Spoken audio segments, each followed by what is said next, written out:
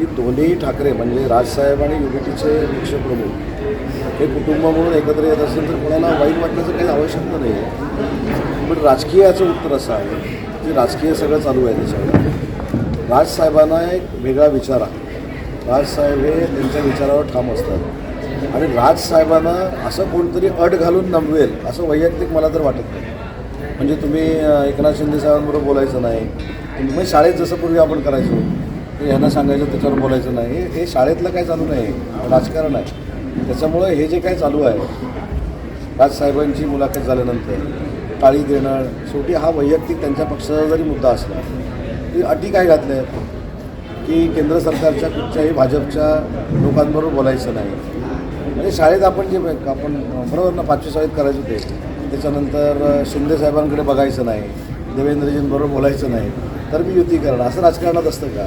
ते राजकारणाला महाराष्ट्राच्या फार मोठी परंपरा आहे. यशवंतराव चव्हाण साहेबांची आहे, बाळासाहेबांची आहे. त्याच्यामुळे अशा अटी घालून राजकारण होत नाही. तर मला पक्ष नाही, पक्ष म्हणून मला शिंदे साहेबांची चर्चा करून बोलावं लागेल. पण मला जे काही थोडंफार राजकीय ज्ञान आहे त्याच्यामध्ये मला असं वाटतं की राजसाहेब कुठच्याही अशा अटींना झुकत नाही आणि त्याच्यामुळं पुढं काय कळेल तुम्हाला. पुढच्या दौऱ्यात मला तुम्ही सांगा की वाक्य असं केलं की आमचे वरचे पदाधिकारी तसेच राहतील, बाकीचे जे कार्यकारिणी आहेत त्याला स्थगिती होईल आणि त्याच्यानंतर दीपकभाई केसरकर, निलेशजी राणे, संजयजी आंग्रे, दत्ता सामंत, संजू परब आणि ही सगळी मंडळी अशी एकत्र बसतील आणि कोणाचंही पद काढून घेण्यासाठी बरखास्त केलेली नाही. नव्या जुन्यांचा मेळ करून संघटना वाढीसाठी, सभासद नोंदणीसाठी हे केले ते बरखास्त नाही. पण आता पहिल्याच दिवशी सगळी उत्तर माझ्याकडे घेऊ नका. पहिली गोष्ट अशी आहे, ज्यावेळी बॉडी बरखास्त होते तरी पद बरखास्त जर झाली तो प्रभारी तोच राहतो, दुसरा होईपर्यंत. लक्षात आलं का? तो तालुका प्रमुख असतो त्याच्यापुढे तो प्रभारी लावतो, त्याचं पद जात नाही, पद ताबडतोब खाली होत नाही. त्याला परत ठेवायचं असेल तो परत तालुका प्रमुख होईल. त्याच्यामुळं असं कोण चांगलं काम करत नाही किंवा म्हणून कोण काढतोय किंवा अशातला भाग नाही. निलेशजींचा प्रवेशानंतर आता संजूजी तिथं जिल्हा प्रमुख झालेले आहेत, त्यांना काही अजून नव्यानं कार्यकारिणी करायची असतील, नव्या लोकांचा मेळ साधायचा असेल, सचिन आहे, त्यांना या सगळ्यासाठी केलं. ह्याच्यामध्ये कोणी तक्रार केली किंवा कोणाबद्दल तक्रार आहे म्हणून काय आपण केलं नाही. मध्ये जरी प्रवेश होतो त्यांनी अचानक ते थांबले प्रवेश, यामागचं कारण काय? गुपित काय आहे? गुपित नाही, गोपनीय आहे. काय आहे ते गोपनीय? ते आता गोपनीय कसं सांगायचं नसतं. मग त्यांचे प्रवेश घेणारच नाहीत का तुम्ही? मग ते गोपनीय ते सांगून जाईल ना कानात. साहेब आता एक बोलताना असं म्हणाला की सिंधुदुर्ग जिल्ह्यात निधीच्या बाबतीत जो नियोजनचा निधी आहे तो कुठेतरी कमी पडताना दिसतो. कार्यकर्त्यांच्या तशा भावना आहेत, त्याची कुठेतरी रिफ्लेक्ट रत्नागिरीत होऊ शकतो. ज्याच्याकडे भाषणाचं रेकॉर्डिंग आहे त्यांनी काढून बघावं. मी असं अजिबात बोललेलो नाही. मी असं अजिबात बोललो नाही. मी असं म्हटलं की निधीच्या बाबतीमध्ये जर काही अडचणी असतील तर निलेशजींबरोबर मी स्वतः नितेशजींकडे यायला तयार आहे, ते आम्हाला न्याय देतील, हे मी बोललो. दुसरं मी असं बोललो की प्रत्येकाला प्रत्येकाचा पक्ष वाढवण्याचा अधिकार आहे. त्याच्यामुळं नितेशजी रत्नागिरीमध्ये जाऊन त्यांनी पक्ष वाढवला तर मला दुःख असण्याचं काही कारण नाही आणि मी इकडे येऊन पक्ष वाढवला तर बाकीच्यांना दुःख असण्याचं काही कारण नाही. हा प्रमुख मुद्दा. म्हणजे ब्रेकिंगमधल्या 2-4 गोष्टी. आढाळीच्या बाबतीमध्ये थोडी जी तांत्रिक बाब निर्माण झाली होती की आढाळीच्या जमिनीचे रेट हे हाय होते, जास्त होते. त्याच्यामुळं आढाळीतला उद्योजक यायला धजावत नव्हता. आचारसंहिता विधानसभेची संपल्यानंतर पुन्हा एकदा मंत्रिमंडळ स्थापन झाल्यानंतर आता आढाळीचे रेट कमी करण्याचा आपण निर्णय करतो आहे. पण ते निर्णय करत असताना मी एकट्यानं करून उपयोगाचे नाही. ह्या सगळ्या लोकांशी मी पुढच्या 8 दिवसामध्ये बोलेन, ते रेट कमी करेल.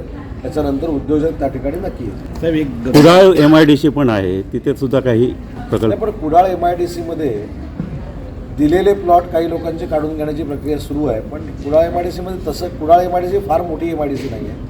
ते जे काही त्यावेळेचे प्रकल्प आहेत ते काही बंद आहेत, काही चालू आहेत. त्याच्यामुळे एक्सपान्शनसाठी वाव कुडाळला देखील नाही आहे. हे सगळ्यांनी एक निर्णय घ्यायला पाहिजे. सिंधुदुर्ग हा पर्यटन जिल्हा आहे, तशी माझ्याकडच्या जिल्ह्याची परिस्थिती नाही.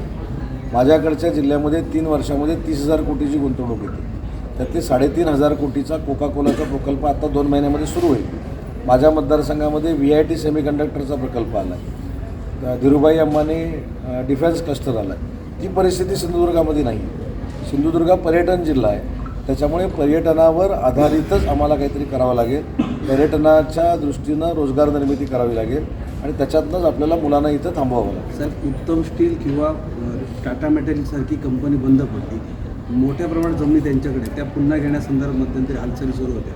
ते काय पूर्ण होणार? हालचाली सुरू नाही, सगळ्यांना नोटिसेस दिलेल्या आहेत. फक्त एक त्यांना पर्याय कोर्टामध्ये जायचा असतो. अनेक लोक कोर्टामध्ये गेलेली आहेत, तिथं सुद्धा आपण जोरदार लढतो. पण त्या ठिकाणी पर्यटनासारखं म्हणजे तुम्ही म्हणताचा प्रकल्प होणार. या पर्यटनाच्या बाबतीत पुढाकार घ्यावा ना, सहकारी संस्थांनी पुढाकार घ्यावा, पर्यटन संस्थांनी पुढाकार घ्यावा.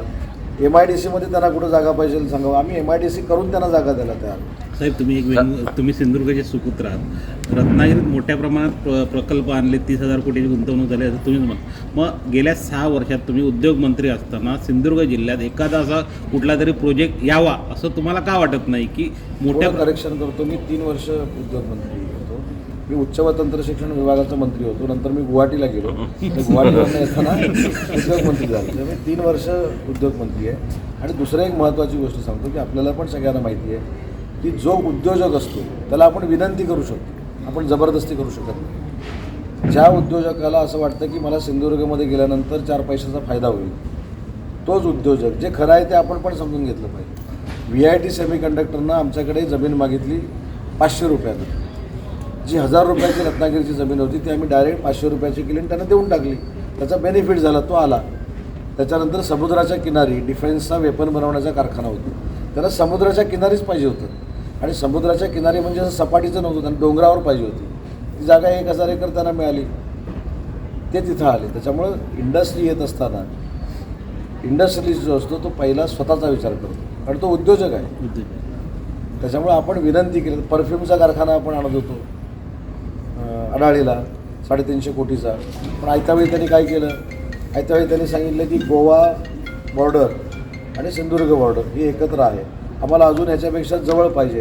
आता जवळ पाहिजे तर निम्मी गोव्यात जमीन घ्यायला पाहिजे आम्हाला MIDCला जाऊ.